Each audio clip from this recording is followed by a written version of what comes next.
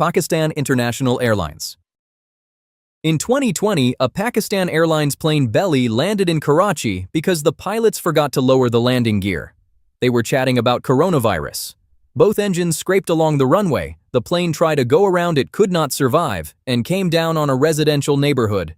97 people died on board and 1 child on the ground. 1 month later, Pakistan's aviation minister announced that almost a third of the country's licensed pilots had fake certifications, paid someone else to sit their exams. The EU, US, and the UK banned them. 10 countries grounded every Pakistani pilot on their soil the same week. Now here is what actually flying Pakistan Airlines feels like. The air vents pump out what passengers describe as a petrol smell strong enough to make you wonder if the plane is about to catch fire. The toilets look like they have not been cleaned in years. The seats are broken. The entertainment system is faulty. The food arrives looking sadder than the people eating it. The cabin crew thrust a meal tray at you without making eye contact and walks away. Engineers at Pakistan Airlines have refused mid-operation to certify aircraft as airworthy, meaning passengers were already at the gate when their own mechanics said the plane should not fly. The airline has not made a profit since 2011 and somehow still owns hotels in Paris and New York while its planes sit unrepaired on the tarmac. The government sold 75% of it in late 2025 and good luck to whoever bought it. Air Koryo.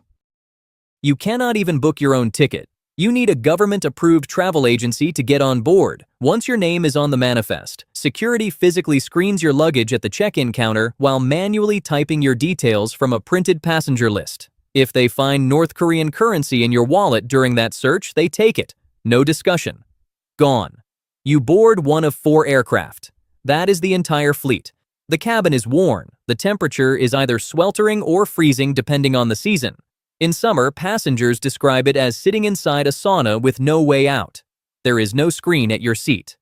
The only entertainment is a girl group called Moranbong, playing patriotic songs dedicated to Kim Jong-un on loop from ceiling monitors you cannot turn off or mute. You will listen to it for the entire flight whether you want to or not. The meal is a cold burger. Nobody has been able to confirm what the meat inside actually is. It arrives cold. It leaves unanswered questions. Take out your phone to take a photo and the flight attendant will walk over, take the device from your hands, and delete the pictures herself. If you accidentally crumple a newspaper that has Kim Jong-un's face printed on it, you will receive a lecture that does not end at the gate. The EU banned this airline for over a decade. Most of the fleet is still banned from European airspace today. It is the only airline in Skytrax history to receive 1 star out of 5. Nepal Airlines. Nepal loses a plane roughly once a year. Not a near miss. Not an incident report. A crash. 44 fatal crashes since 1955. Over 360 people have died since 2000. 8 crashes in just 3 years between 2021 and 2024, killing over 100 people. The EU banned every single Nepali airline in 2013 and has renewed that ban every single year for 12 consecutive years without exception. The terrain is brutal. 8 of the world's 14 highest peaks, sudden weather changes, mountain airports with runways that end at a cliff edge. But terrain alone does not explain everything. Investigations repeatedly point to aging aircraft, poor maintenance, and a regulatory body that oversees itself. Now meet the airline operating in this environment. Nepal Airlines runs 6 aircraft for an entire country. 6. They bought a fleet of Chinese-built planes years ago that are now sitting at Kathmandu Airport completely grounded, rotting in the open air, unsellable, and impossible to return to China. They cost $200,000 a year just to park while doing nothing. If you somehow still want to fly Nepal Airlines domestically, the in-flight service is candy and ear cotton. That is it. 1 candy. That is what they decided a passenger is worth. Frontier Airlines. Imagine an airline that deliberately delays your flight to 2 hours and 59 minutes. Not 3 hours, specifically 2 hours and 59 minutes. Because the moment it hits 3 hours, they are legally required to compensate you. So they stop 1 minute short. Every time. That is not a coincidence. That is a business decision.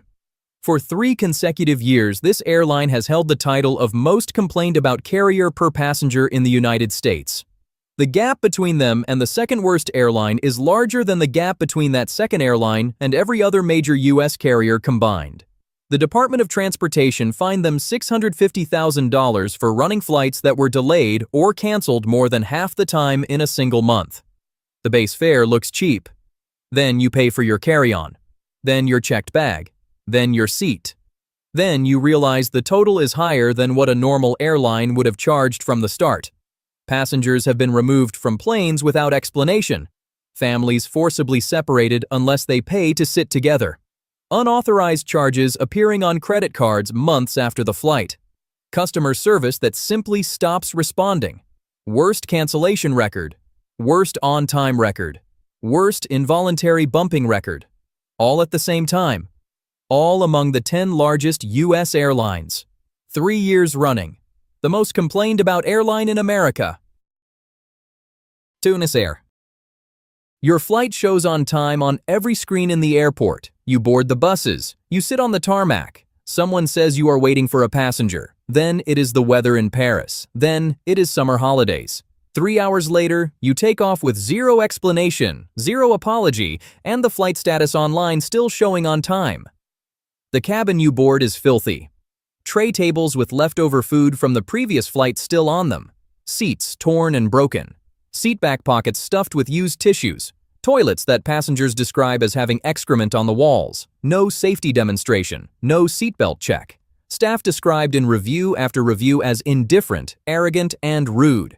Your baggage arrives an hour after landing if you are lucky. And if it arrives at all. Passengers report suitcases arriving with locks broken off and chocolate missing from inside. File a complaint and nobody answers. No email reply, no phone reply. One passenger wrote they had flown Tunisair 34 times, and every single complaint sent over years was simply ignored. Dead last out of 109 airlines globally in 2024. Complaint handling scored 0.2 out of 10. The fleet collapsed from 24 aircraft to 10. Punctuality at 48%. 3 CEOs fired in quick succession. A formal audit questioned whether the airline can continue to exist. They have been flying since 1948. 77 years of experience and toilets with excrement on the walls. Lion Air. Between 2011 and 2012, 4 separate Lion Air pilots were arrested for possession of drugs including ecstasy and crystal meth. This is not the worst thing about Lion Air. It is just a useful place to start. Since its founding in 1999, the airline has accumulated over 15 major safety incidents. Runway overruns at multiple airports, planes clipping wings with other aircraft on the tarmac, sometimes with their own fleet. A water crash landing in Bali in 2013 that split the aircraft in two. The airline was caught operating over 40 routes without government permission or oversight, meaning nobody was legally supervising those flights at all. The EU banned them. The US banned them. AirlineRatings.com gives them 2 out of 7 stars on safety. Passengers describe dirty cabins, a customer service operation that takes zero responsibility for any of it. One passenger missed a flight because the gate changed with no notice. Lion Air's response was to classify them as a no-show. The safety rating of 2 out of 7 is not a coincidence or bad luck. It is the result of an airline that expanded faster than it could manage, in a country with inconsistent regulatory oversight, and treated both its passengers and its aircraft accordingly. Indonesia's largest low-cost carrier, also one of its most dangerous. Spirit Airlines. In a survey of 100 well-known American company brands, Spirit Airlines ranked 98th out of 100. The only companies that scored worse were Elon Musk's X and the Trump Organization. This is not a safety story. This is something more personal. Spirit Airlines is the airline that figured out how to make flying feel like a punishment. The base fare is cheap. That is the trap. By the time you have paid to select a seat, paid for a carry-on bag, paid for a checked bag, paid the passenger usage charge just for booking online, and paid for a drink on board, because nothing is included, not even water without a fee, the price bears no resemblance to what you saw on the booking page. Spirit filed 12.8 complaints per 100,000 passengers in 2024, second highest in the U.S. Its cancellation rate was third highest in the country. In 2024, over 25% of its flights were delayed. Passengers describe being stranded on Christmas Eve with no rebooking help. Flights canceled with no explanation, no hotel, no food vouchers, just indifference. One flight was delayed because the flight attendant did not show up and nobody could find a replacement. A passenger offered to act as the flight attendant themselves just to get the plane moving. Staff described repeatedly as rude and hostile. Customer service lines that nobody answers. Spirit filed for bankruptcy in 2024. The airline that charged you for water could not keep itself afloat. Ryanair. Ryanair knows exactly what it is doing. That is what makes it different from every other airline on this list. The chaos is not accidental. The fees are not oversights. The entire business model is built around one idea.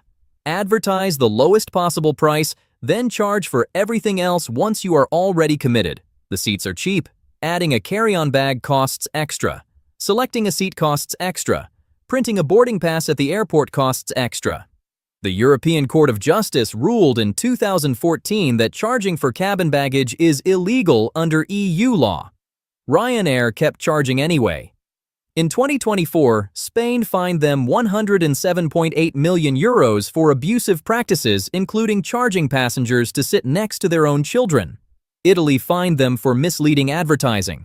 The UK Civil Aviation Authority ranks them among the worst airlines in Europe for complaint volume. The airline has been proven to deliberately separate traveling companions who do not pay for seat selection, forcing couples and families apart unless they pay to sit together. Cabins described repeatedly as dirty, seats with no recline, no seat pockets, crew focused on selling perfume during the flight rather than assisting passengers. A passenger in Sofia was filmed on her knees, sobbing after being barred from boarding because her bag was marginally too large. The gate closed sign stays permanently lit in red even while passengers are actively boarding.